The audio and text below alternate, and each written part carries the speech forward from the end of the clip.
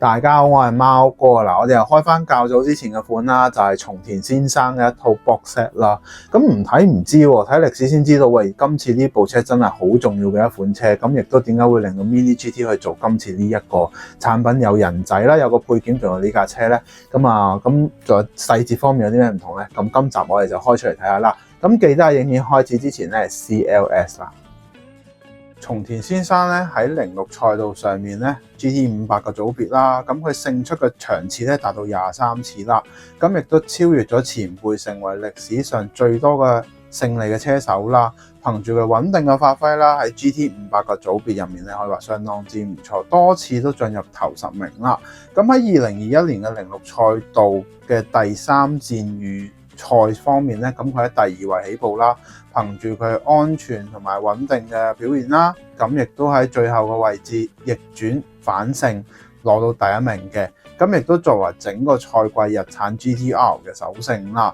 咁呢一場咧亦都係松田先生喺個人 GT500 組別入面嘅第23次嘅勝利啦，突破咗 GT500 最多嘅勝利場次嘅次數啦。咁亦都為咗呢個 Lismos 嘅車隊咧增添榮耀嘅，咁亦都絕對係佢當時喺 Super GT 入面嘅經典時刻之一啦。咁大致係咁啦，我哋去睇下成架車嘅整體結構啦。好啦，大家已經睇到呢一部車啦。如果唔熟悉呢部車嘅背景咧，就會唔明白點解今次 Mini GT 點解咁隆重要做一個咁樣嘅組合咧？咁睇完先知。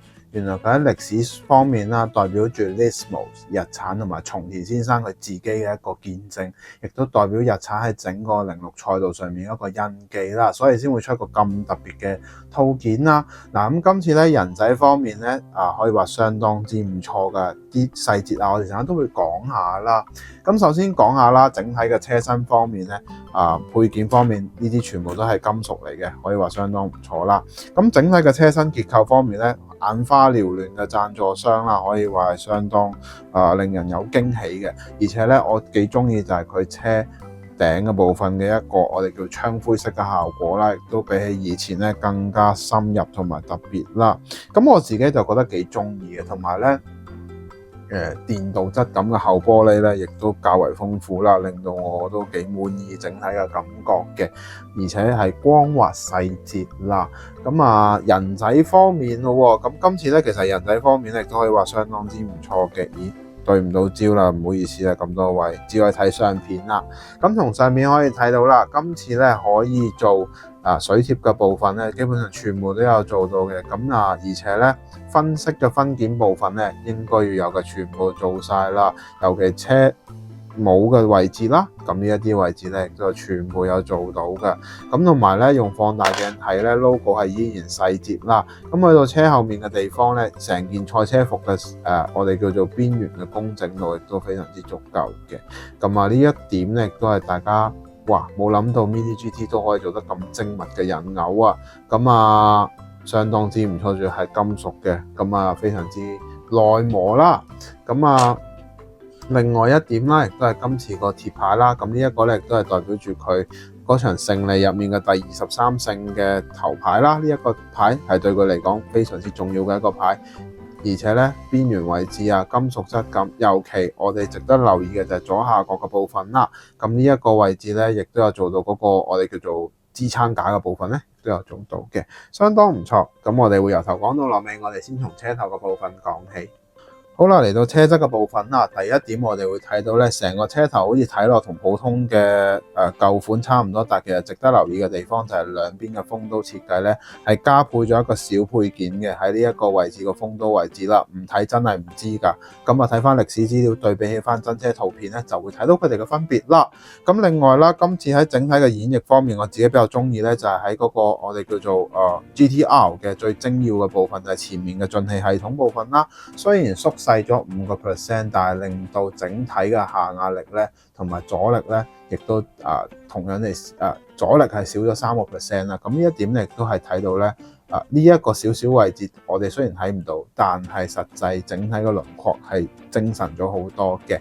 咁另外值得最重要嘅部分就係 GTR 嘅章咧，終於係做到係超級立體啦。咁呢點咧亦都另外又好有驚喜嘅部分啦。心諗終於有一部好特別嘅，有部好靚仔嘅 GTR 啦。咁另外啦，車頭燈嘅三角形組件咧，亦都有更新到嘅滾邊嘅設計咧，比起以前咧嘅線條更加幼滑咗。咁呢個地方咧，亦都係大家想要嘅地方啦。咁最後一點啦，就係啱啱我而家指住嘅部分，車頭冚嘅呢兩點嘅部分啦嘅角位咧，比以前更加銳利咗啦。咁同埋今次喺個顏色漆面方面咧，坑紋與坑紋之間嘅填滿嘅飽和度咧，係更加優勝咗好多嘅。我自己覺得係非常之靚嘅，因為咧呢度有少少位置係代表住佢哋咧係大量生產，因為始終咧佢哋用機器去噴塗㗎，咁所以做唔到手噴工超精密嘅效果。但係如果用機器都做到咁精密咧，已經係非常之加分嘅。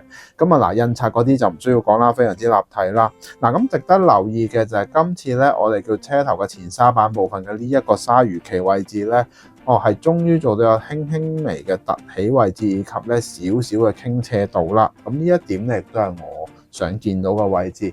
咁少少嘅冷知識啦。咁呢度咧少咗0.5%，同埋增加咗15%嘅一個磅數啦嘅下壓力啦，令佢更加靈活同埋輕巧嘅。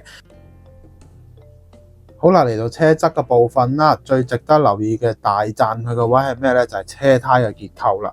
車胎嘅結構咧，比以前精緻咗非常之多。大家會見到 logo 嘅米芝蓮車胎人個 logo 咧，嗰個藍黃色同埋個人仔嘅效果比以前係立體同埋精密咗好多啦。咁呢個咧亦都係 Mini GT 有進步嘅地方啦。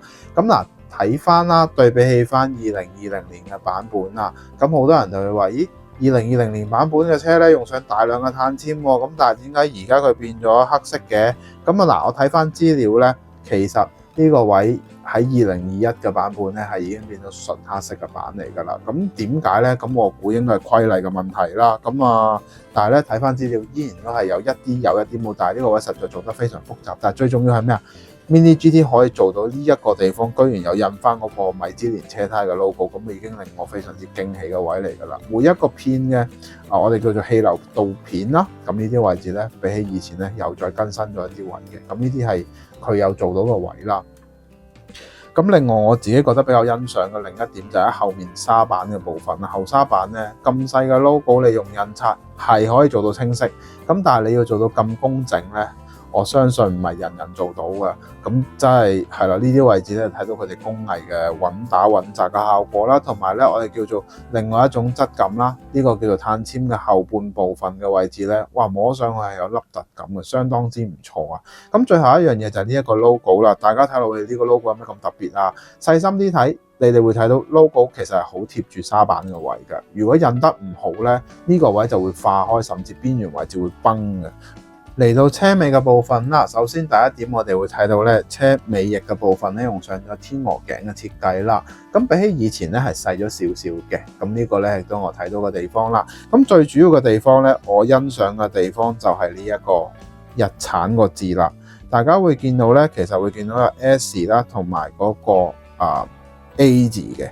咁 S 同 A 咧有咩咁特別啊？其實 S 呢個位置咧，你會見到其實佢係一整體嘅連接位置咧，好容易會做斷層啦。咁呢個位置已經係表現到佢哋工藝嘅穩定。A 就更加係 A 係好衰嘅，佢踩啲唔踩啲，但係點樣踩得嚟又會有一個完整性睇到係一個 A 字咧。咁呢個位置咧亦都係佢哋嘅穩定地方啦。咁作為一個咁大量生產嘅一個效果可以保持到咁樣，可以話真係非常之癲㗎啦！點樣可以做得咁瘋狂咧？